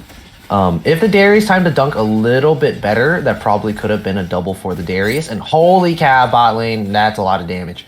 GTA Yeah, is you very, very don't. strong. You need to be careful when it comes to a misfortune, especially if she lands 2 autos and then she lands her Q, because her Q procs. It counts as a auto, so it procs PTA. Ooh, hold up on that as Poping gonna go over. Unfortunately, the spell shield blocks the blast cone, so Puffle's just gonna be able to get on out there. Kaida Zero going a little bit too deep, but Jofu's Joestar gonna get stunned, so that's gonna detract from the chase there. But Popeng is going to get a free blue buff here, looking to hand it over to his mid laner. So this is going to be a very good pickup. Oh, no, it doesn't look like handed it to Kaita Zero. So Popeng going to pick up that blue buff there either way. So right now, again, gold lead about the same. Popeng going to start up this Herald here. Jofu is getting put pretty far behind now early game. So that early kill on him did put him at a bit of a deficit here. Silva in this bot lane landing a lot of those double ups there, getting a lot of damage onto Hero and Cursed Game Freak. But yeah, as you said, Silva is very, very good at auto spacing. So it's just so hard.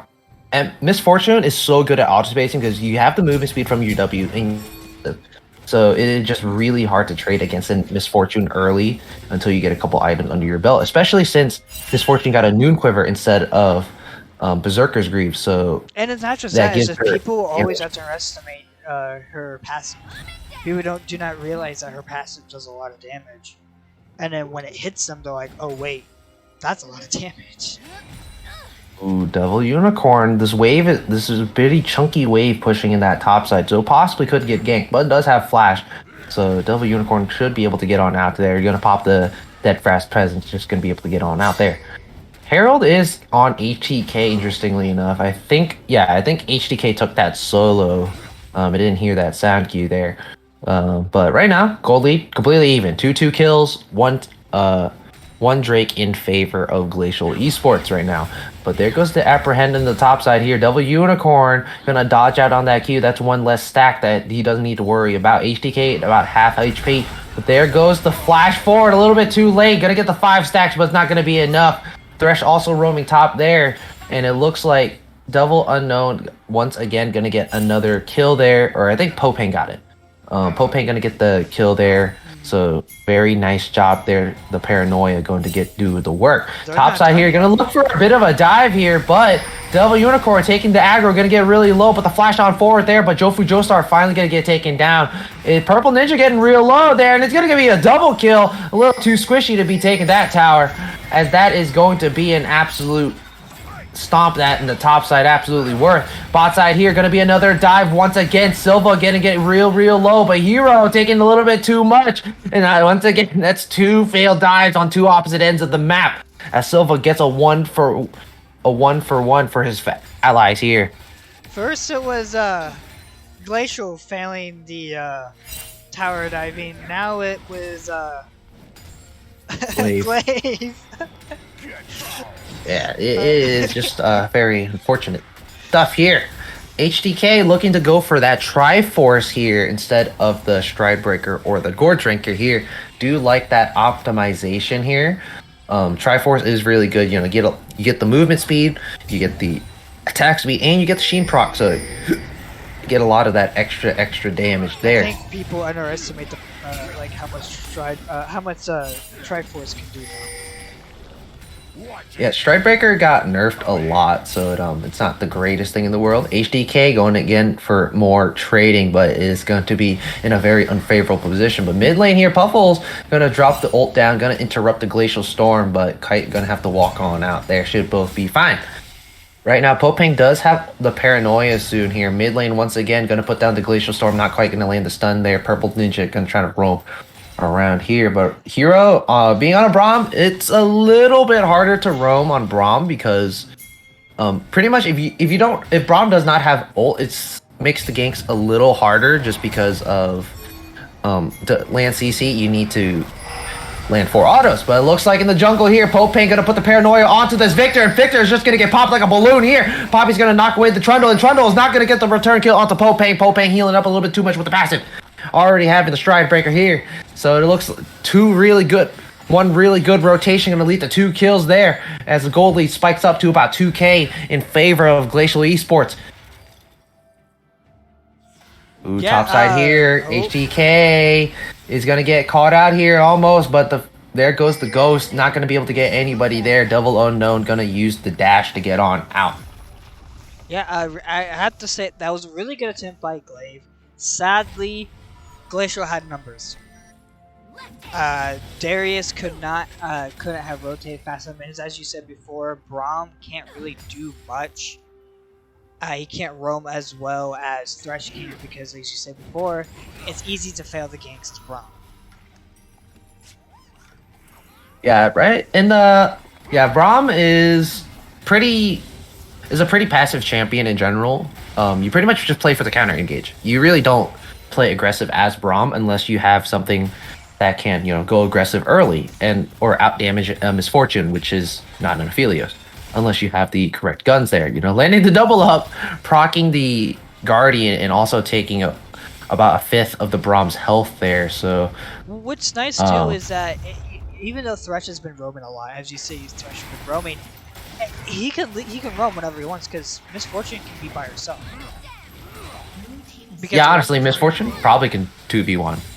Well, it's because of Misfortune's passive and also because of Misfortune's double tap. Yeah, she's pretty much poking out the duo of Glaive down before they can do anything there. But it looks like topside here, Paranoia's gonna come down. Trundle is gonna get put in a little bit of a pickle as the Paranoia finally does hit. The ult's not gonna come out quite yet, gonna come out too late as Popang is going to get another kill under his belt. 4-1 and 2 already in this early game here. Yeah, last game it was the Glaive jungler going ham. Now it's the Glacial jungler going ham this game.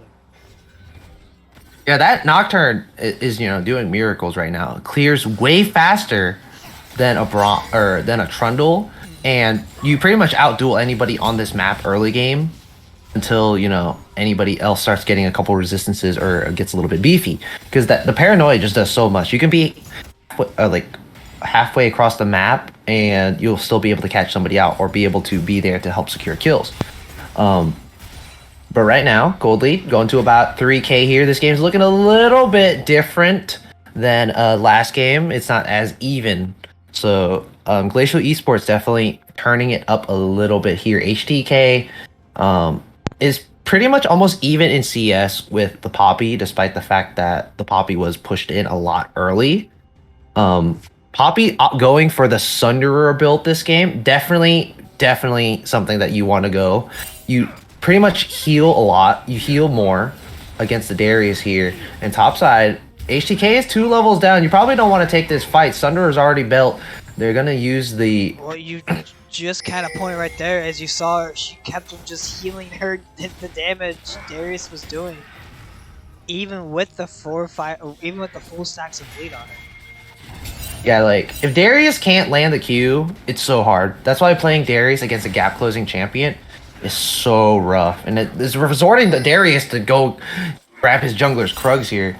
Purple Ninja gonna land a nice hook, a nice flay, but Hero is not gonna take that much damage. HTK already has the Triforce built, but he's not damaging the Poppy too much there. Ooh, the Apprehend almost lands there. Lots of pings coming out in this mid lane here. Gonna indicate a lot of roams here. Mid lane could possibly be dived. Puffles might get dived here in this mid lane. So we're gonna see what happens as we keep looking at this top side. Top side tower is gonna get really, really low, but Glacial and Glaive are gonna have a little bit of a Mexican standoff here as finally Glaive's gonna pull that trigger, gonna put the Glacial Fissure down, not gonna quite get too many people as it's gonna force Purple Ninja to get on out. Paranoid gonna go straight onto the Aphelios. Aphelios gonna have to flash on out as he does have the good guns to fight the good fight. This topside double Unicorn gonna walk up, assert dominance as the Sunder is the better mythic option here. But overall, no blood has been shed yet as the next Drake is going to spawn very soon here. Ooh, there goes the exhaust onto the Misfortune. Misfortune is going to get blocked off from the Lantern. It's not going to be enough as that goes a big shutdown going over to the Aphelios here. As topside here, HTK going to get dove here. Flash apprehend. HTK going to try to get the solo kill onto Devil Unknown. Devil Unknown does not have any more mana. He's not going to be able to heal up enough. And that's going to be the solo kill for HTK in the top lane here. As the bot tier 1 is going to get sieged up here. Paranoid not going to be up for about another minute or so. As Popane going to get chunked out a little bit here. That's really good for the Darius. I was surprised how Darius won that. But as you said before, Darius was landing those Qs, was landing his E that does armor penetration. So it doesn't matter how much armor the Poppy has. Darius can just go right through it. I wanted to point out. So Misfortune. So I don't know if you saw it. So Trundle was actually blocking the Lantern. Did you point that out? Yes. Okay. Yeah. He dropped the control word on it. That's big brain stuff right there. Like it's the most frustrating thing in the world as an ADC. You try to escape and you're like, oh, I got a Thresh Lantern, and they're like, guess what? Control word, and you're just like. No, the most frustrating thing is when you have a really big Trundle standing on top of the Lantern. But Devil Unknown here, gonna be in this bot side already. Gonna land the stun up on the wall on the the Victor here, but Victor is gonna get knocked. It's gonna live here, gonna use the Guardian to protect them with the shield. Devil Unicorn not quite gonna get it, but Victor is going to live there on the flash. Popane gonna use the smite to heal off the Scuttle Crab a little bit more. Fight over the blue buff. Jofu Joestar gonna get that last hit. So right now, full river priority already taken by Glacial Esports in this river. Nobody's gonna get in, nobody's gonna get out. Puffle's looking a little bit low, does not have teleport to get back on out. Jofu is gonna be on the side, not quite gonna be able to get close enough to get the steal, as the bot lane tier 1 is gonna fall with the Rift Herald gonna be spawned. As mid lane here, Kaitazira gonna get stunned, gonna get pillared off here, gonna get cordoned off as the apprehend gonna go down, gonna use his own to bait out a little bit more time as Jofu Joestar is in the thick of it all, in the middle of 3 Glacial members. As he is going to get taken down, going to get debated with the Zonians. And right now, it's going to be soul point already at 20 minutes for the side of Glacial Esports. Yeah, again, it looks like it was the side of Glaive. And then, sadly, I don't know what's going on with Jofar, but Jofar keeps like putting himself in really bad positions. And just keep on feeding the Glacial team kills.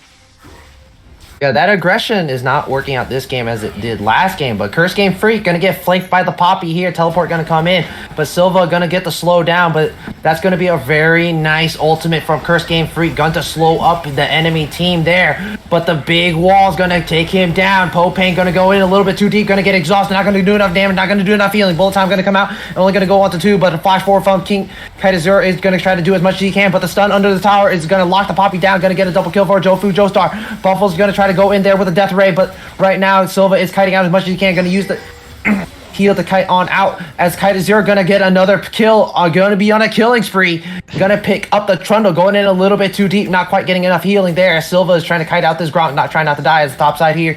Darius going to finally get that top tier 1, and everything is going the way of Glacial Esports. Yeah, again, it keeps on looking like it's from the side of Glaive. They made a risky, Glacial made a risky tower dive, and it was going towards the side of Glaive, but then again, the positioning, all that matters, and Glacial positioned perfectly, so they got the kills and was able to come out alive. Yeah, unfortunately, Glacial overextended a little bit too much under that tower there, putting Jofu Joestar right back in this game here. Looks like he's going to go for an Anathema's Chains here. Nocturne's still a decent amount of money ahead of the Trundle. You know, dies less, has a little bit more CS there. Gold lead is lower now. It's only about 1k in favor of Glacial. 11-8 in kills already. Drake should be coming up in about 3 minutes here. So this is going to be a big fight. You do not want to give an Infernal Soul to a Misfortune Nocturne. That's going to be a lot of extra damage that is going to be shredding through your team there. Ophelia is going to optimize for the shield bow this game there, trying to survive against that Nocturne because, you know, it's rough in these streets, man. Nothing can really block Nocturne damage unless you CC him, but there isn't a lot of CC that's like sustainable to lock down the Nocturne, except for the Braum stun or Braum's kit. So it's very hard, or unless you put Oh, it like a looks like really good Trundle pillar. did opt in for a team chain, so he needed to Yeah, finish it. so gonna I'm be a, curious to see who he I'm puts assuming it's that gonna go on. straight onto the Nocturne. I would not be surprised if he puts on. I can see him put on Misfortune, but I would want to see it onto the Nocturne. Uh, maybe. I'd assume it goes to either the Anivia or the Misfortune. Mostly because Nocturne isn't really the primary target that the Trundle It's is not getting the hit by, but primary it just target. really depends.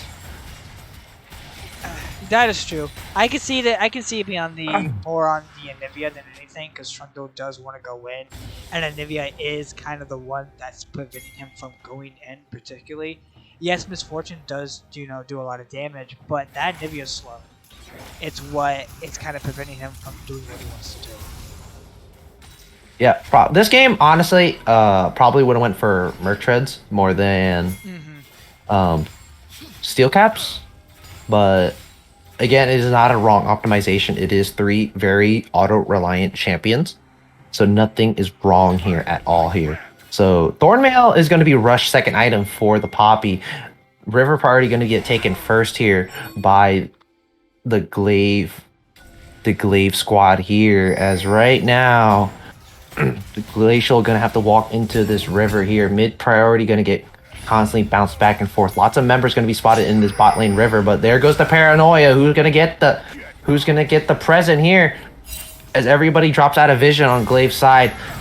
Again, River Party gonna get taken once again, but the Flash Apprehend gonna lock up the Anivia here. Anivia gonna get put into the egg, but right now, there goes the bullet time. Thresh is gonna be the first one to die. Darius gonna get that really big shutdown. Does not have the dunk resets, but the Chakram's gonna try to get Popang down. Popang gonna have to flash on out, but the Glacial Bite is still on top of him. As Curse Game Freak gonna pick up a double kill here, and that should be the Drake. And the Baron is gonna be looked up here, as the Chakrams are still there for Curse Game Freak. Gonna shred this Baron down as fast as he can. Jungler's not alive. Misfortune does not have the bullet time, and it is not going to be right, as this game is firmly getting put back into Glaive's control. As Jofu Joestar, he's going to get put into between a meat sandwich here, as Silva trying to kite out as much as he can. Going to use the heal, going to kite out again with the autos. Going to get him a big shutdown here, as the Poppy is going to clutch it out with the big stun against the wall. To be honest, I feel like that's more worth for Glaive than it is Glacial. Yeah, you took out the Trundle.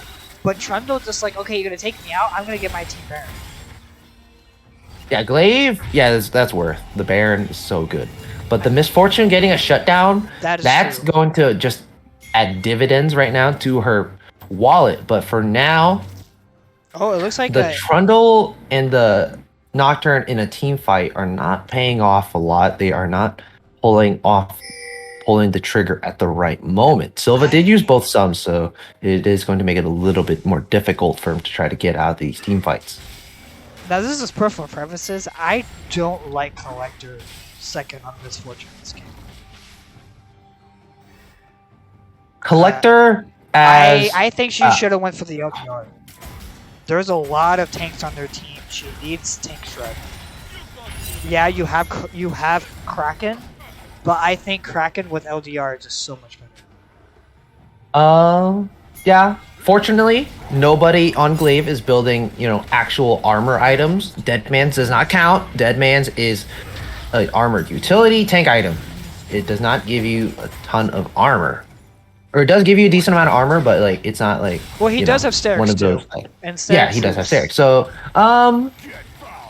Collector is a weird item because it sounds good. But it's not if you actually think about it, it's not that good. Because it's only 5%, but it looks like bot side here. Paranoia is going to go onto the Darius. Darius trying to live as much as he can. Sterix is going to pop. A Popang going to get dunked here. But there goes the resets. Does not have the resets quite yet. But HTK not going to do enough damage. Not going to heal enough. As Devil's Unicorn going to get that big shutdown into the side lane here. But mid lane, tier 2 is going to get sieged up a little bit. But with the Anivia there, you cannot really be able to siege it all that well. There goes the Moonlight Vigil. Not going to hit anybody there. Not going to get any roots. But there goes the pillar. Kite Zero gonna have to flash on out there. Lantern right on top of the pillar, can't grab that. As right now, Glaive are in or on a really good point there. Devil Unknown, you're in the wrong territory, my friend, as Puffles is going to put down the gravity field. Not much going to happen there, but there goes the Lantern. Not quite going to get close enough as Purple Ninja is going to be caught out here. There goes the Flash Glacial Fissure, but it's going to be put at the wrong angle. Not going to knock him up. Again, really good positioning mistakes coming out from Glacial right there. I think Poppy thought his team was going to be closer than what they realized, but you dying right there does not help quite a bit because you're giving more positioning for Glaive to come back in this game. The kills are tied. The gold is actually now in favor of Glaive. And the towers. And towers. So right now, Glaive have a pretty firm grip in this game already. They have broken the base up pretty hard here against Glacial. Baron won't be up for a while, and the Drake won't be up for a bit. So right now, it's just a matter of both teams just kind of farming it up right now. But back to what I was saying about the Collector. On paper, it sounds pretty good, right? 5% execute, you get a little more money, it has lethality, has crit, has CDR, or has ability haste, doesn't it? Yeah, it does. Yes, so it sounds pretty good. Ability haste, lethality, and crit. Against squishy champions, it's not the greatest because so assuming, Philios level 16 has about, I'm gonna highball it, say 2000 HP. 5% of 2k HP is about 50. So 5%. I'm gonna pull a calculator out. I failed math. So let's see. 0.05 times. Isn't that like 0.0 times 5, 2000. or something like that? 100 HP. 100 HP. That's not a lot. That's pretty much that's like a full damage auto there, or like a crit. So getting a crit item or something like that of the sort would be more worth, like an IE or something like that. That's why, Collector on paper sounds good, but it's not like actually the greatest. But there goes the Paranoia here. Team fight into the river. Darius is going to get caught out a little too early there. Going to have to flash on out, but no kills going over quite yet. Bullet time going to get completely blocked by Hero, but he's going to go down also. Double Unicorn going to be in the front line there. Going to flash on out. Still going to get killed. But the Drake's still going to go over to the side of Glaive. Curse Game Freak is still on a rampage here as he goes forward with the Chakrams. Going to get a triple kill. Going to get all the money there as he is going to keep chasing the enemy team there. Kaita Zero going to wall him off as much as he can here. But you can only do so much when he does so much. Also, a Curse Game Freak going to get up the quadra kill here. Going mid lane. It could be the end of the game, could be the end of the series, as Glaive could pick up their win here. Death time is only about 20 seconds for the Misfortune, 15 for the Poppy, 10 seconds for the Thresh. This could be game lethal, but let's see if they play it safe or not. Nocturne's the only one alive that can try to stop this. All he has to do is clear the wave here, but he's going to get zoned off a little bit with the gravity field. Backdoor bonus is still active. Thresh is finally alive, going to hook the Aphelios, but the kill's going to go over, and it's going to be a win for Glaive as they pick up the 2-0 over Glacial Esports.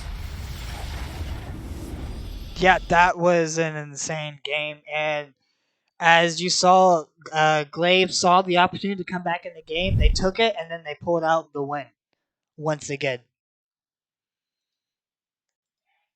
Yeah, it's just...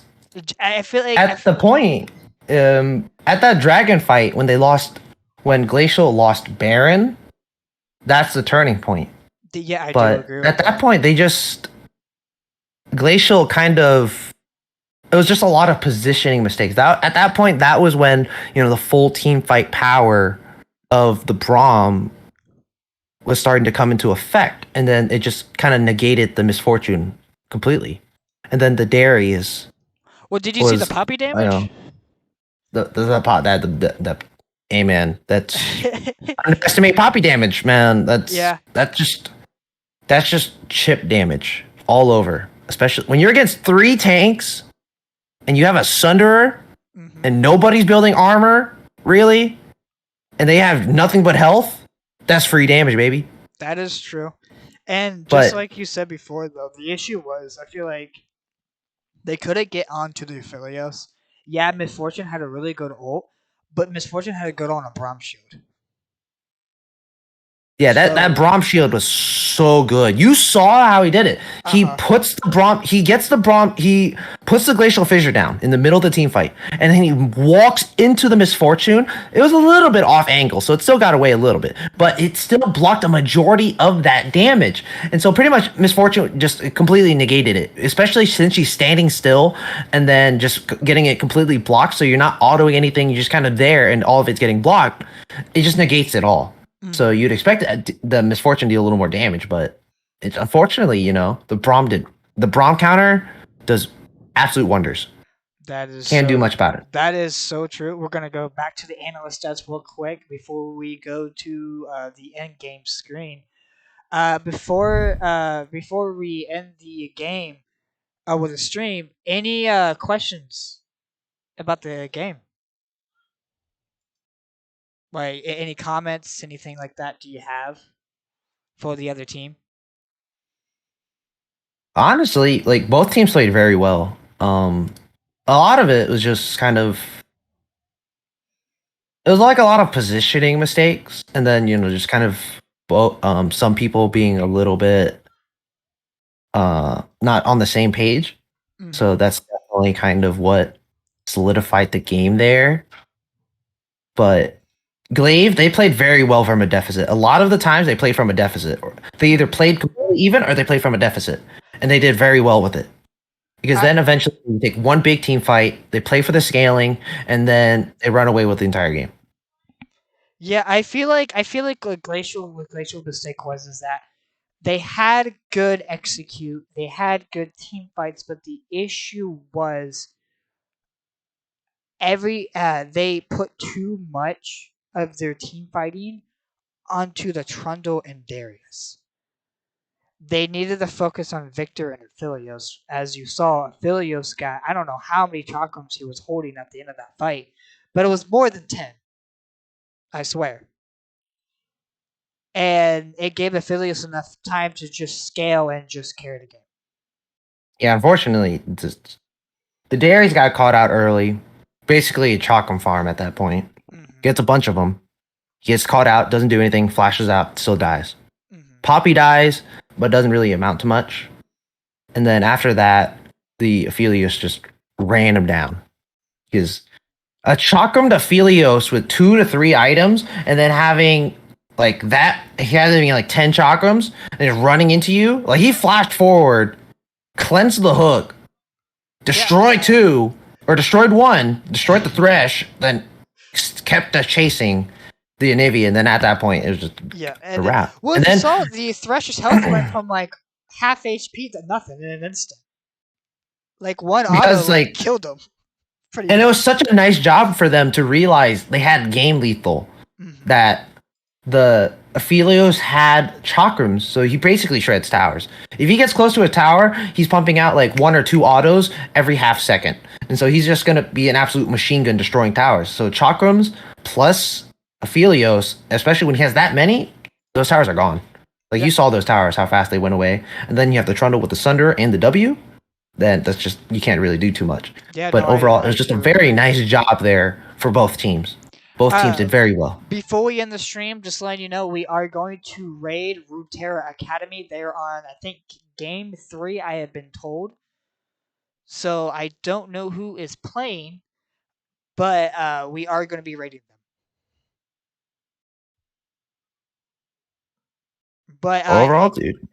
overall, do you have any comments for Glaive before we leave? They I have play a little bit of an unorthodox play style, just a little bit. I have to say, But it yeah, works out. They have really good team cohesion. They have really good team fighting potential, and they have pretty good communication. So well, that's you not much to saw at the say. beginning of the game they were having struggle. They were struggling really hard at the beginning of the game. They tried super hard to Yeah, the early game definitely a little volatile, just a little bit, because um they play if they don't snowball their early game, then it kind of like that's kind of sets the pace of the game, the early game, because after that it gets a little sluggish, Mm-hmm. and then it's just a lot of simple mistakes where they try to force a little bit too much, but um overall they just communicate very very well. That they're on the same page. Most once you start getting into that mid game, you start getting that scaling because they draft a lot of strong scaling. They draft guaranteed scaling, Mm-hmm. with the Trundle Aphelios. So But BB, but definitely did very good job. I have to end the stream since well, we're gonna raid in 6 seconds of Runeterra. So thank you for tuning in to the LTS guys. I hope you all enjoy.